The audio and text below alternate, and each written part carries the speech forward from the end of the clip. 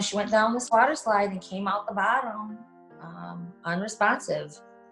This can happen to you. Like, this is for real. Your kid might look healthy. Yeah, my child looked healthy. He was healthy. And out of the three of them, he was my fittest one. No symptom of saying, "Hey, Mom, I don't feel well," or anything. Found him on the floor in the bathroom, collapsed. If there was something that didn't feel right, he would have told me. There was nothing. Just like you all are saying, there was no warning. It was exactly what it was, sudden. Alec passed away at hockey practice.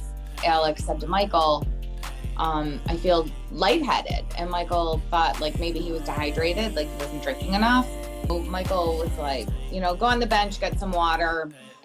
So he went to go sit on the bench, and I guess the coach had come over and asked him how he was, and he said okay. And Alec did not even seem like he was in any distress, like breathing, nothing. So he turned around to see what was going on, like on the ice, because they were still practicing, and Alec collapsed.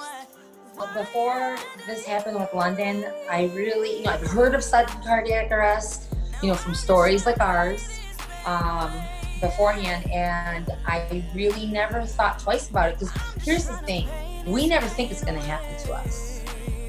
You never think it's going to happen to you until it does. Can happen to anyone. You could be walking down the street and all of a sudden collapse and die. I mean, that just is so incredibly unbelievable to me. In the schools, in kindergarten, we test for the eyes, we test for the ears. Why aren't we testing for the heart? And it should be a yearly test. I feel like unless it happens to one of those people at the top, it's not a big deal. They're not thinking about it every day. You and I, we have to think about this every day. It's our life. But if you don't have to think about it every day, are you going to push it as hard as you would as if you lived it? I've been CPR certified for 20-something years. You have the AED training, but unless something horrific happens to you personally, Can't believe this kind of thing happens with not a warning, no symptoms. You just collapsed and died.